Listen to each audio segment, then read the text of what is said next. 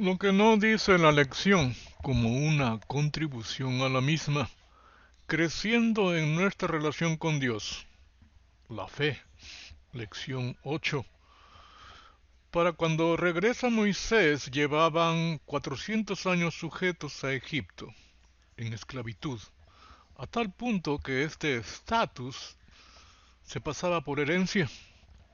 Muchos estaban resignados a esta situación. Algunos habían alcanzado ciertos beneficios por lo cual no querían salir, y muy pocos añoraban la liberación. El pueblo de Dios salió de Egipto por una promesa, la tierra que fluye leche y miel. Dice, ve y reúne a los ancianos de Israel y diles, Jehová, el Dios de vuestros padres, el Dios de Abraham, de Isaac y de Jacob, me apareció diciendo, en verdad os he visitado y he visto lo que se os hace en Egipto. Y he dicho, yo os sacaré de la aflicción de Egipto a la tierra del Cananeo, del Geteo, del Amorreo, del Fereceo, del Jebeo y del Jebuseo, a una tierra que fluye leche y miel. Y luego en los siguientes versículos describe cómo es esta tierra. El Señor tu Dios les prometió a tus antepasados Abraham, Isaac y Jacob que te iba a dar a ti esta tierra. Cuando te permita entrar a ella, te daré ciudades grandes y buenas que tú no construiste, casas llenas de cosas buenas que tú no compraste, pozos que tú no excavaste, viñedos y olivos que tú no plantaste. Obedezcan entonces todos los mandamientos que hoy les doy, para que se fortalezcan y entren a tomar posesión de la tierra que van a ocupar. Así podrán vivir mucho tiempo en la tierra que el Señor prometió darles a sus antepasados y a sus descendientes, una tierra que rebosa de leche y de miel. Porque la tierra que van a tomar en posesión no es como la tierra que dejaron en Egipto. Allí ustedes plantaban su semilla y la regaban con su propio esfuerzo, como en un huerto. La tierra a la que vas a cruzar para tomarla en posesión es una tierra de montañas y valles regada por la lluvia del cielo. Es una tierra que el Señor tu Dios cuida permanentemente. El Señor tu Dios la vigila con sus propios ojos de principio a fin de año.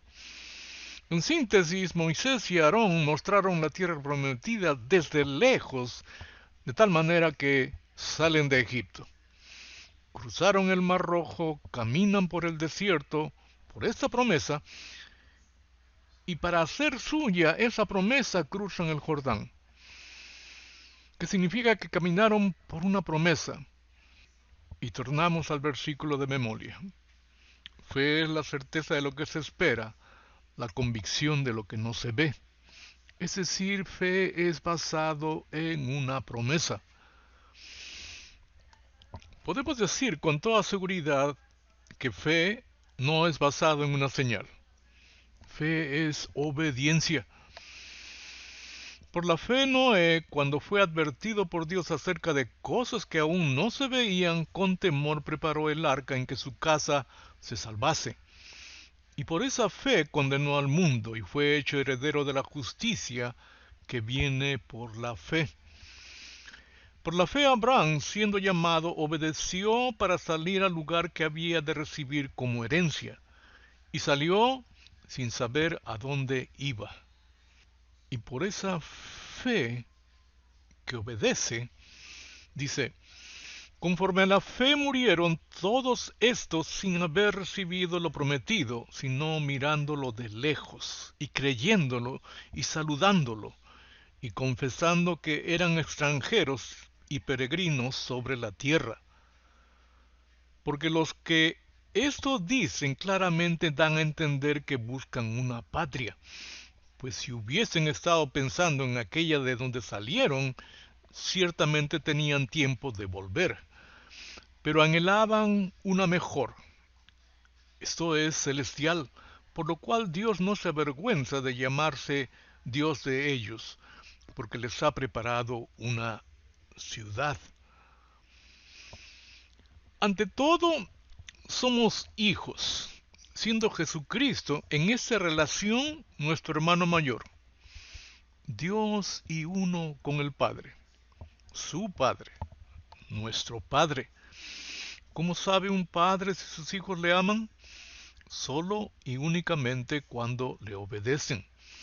En el relato de la mujer sirofenicia, tanto por Mateo en el capítulo 15 del 21 al 28 y Marcos el capítulo 7 del 24 al 30, este último dice: levantándose de allí se fue a la región de Tiro y de Sidón, y entrando en una casa no quiso que nadie lo supiese, pero no pudo esconderse. Otro detalle que nos dice el maestro es que Jesucristo no quiere responder a la mujer que gritaba.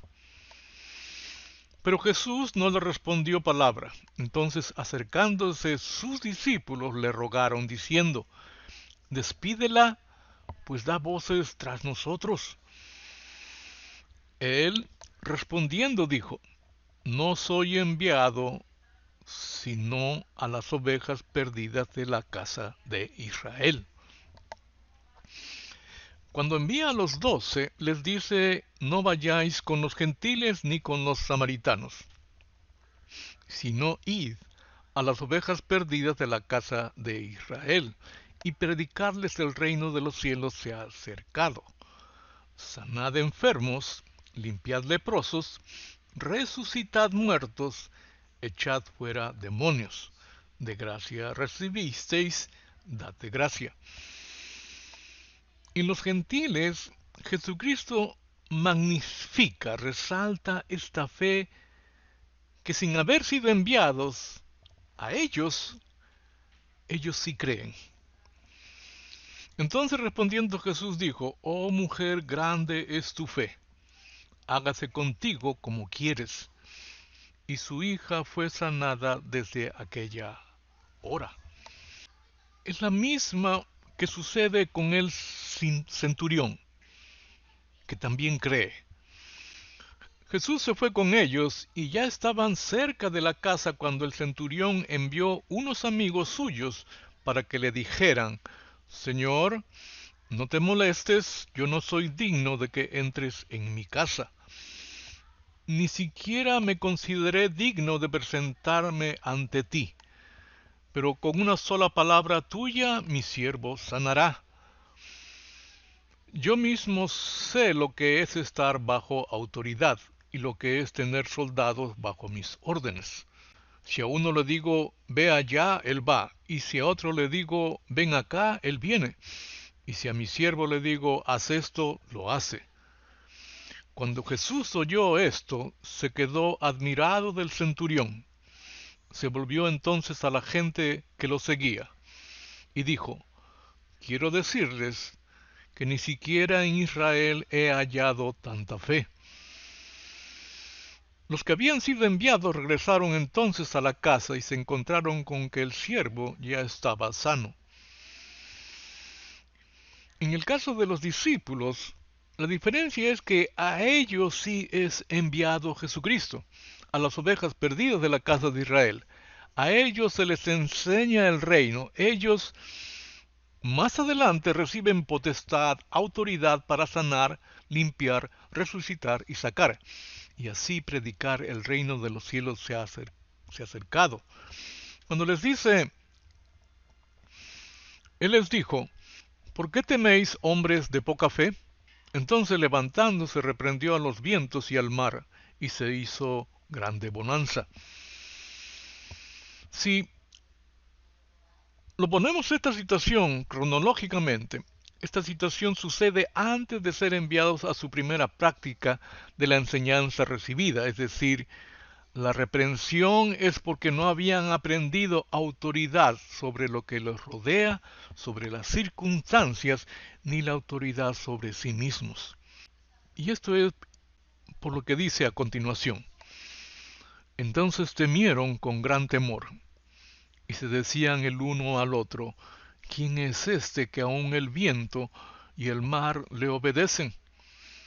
Vuelvo a repetir, la fe verdadera es basada en una promesa, y toda promesa exige requiere obediencia al que la dice, el Rey de Gloria, el Rey de Reyes y Señor de Señores. En el reino de Dios, en el gobierno de Dios, es teocracia, donde no hay opciones. La única opción es la de obedecer. La obediencia es la base fundamental para una relación con Dios, y Él rige a través de estatutos, decretos, mandamientos o órdenes. Fe es un principio y todo principio se funda en la obediencia. Dice el apóstol Pablo en la carta a los Gálatas. De manera que la ley ha sido nuestro ayo, paidagogos, que significa guardián o guía de niños. Este era un siervo cuyo oficio era llevar a los niños a la escuela donde aprenden, asistir con ellos y regresar a los niños al hogar.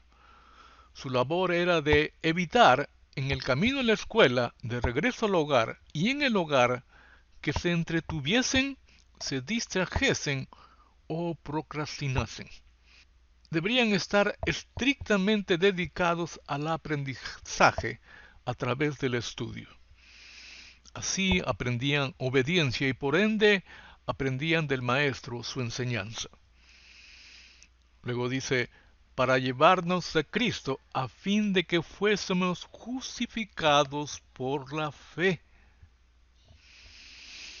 En la versión Reina Valera actualizada, la carta a los Hebreos, el capítulo 11 empieza con el título Las promesas y los héroes de la fe. Primero define qué es la fe. Es la certeza de lo que se espera, la convicción de lo que no se ve. Y por esa fe, gracias a ella, dice, nuestros antepasados fueron reconocidos y aprobados por Dios. Mediante ella podemos entender al Eterno, que vive en la eternidad, traer a la existencia lo que no existía.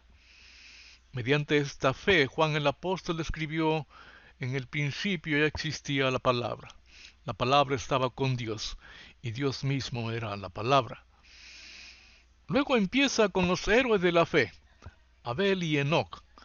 Algo que es relevante es que mencionan estas frases.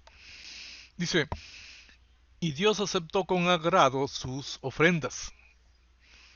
En relación a Enoc dice que él era del agrado de Dios.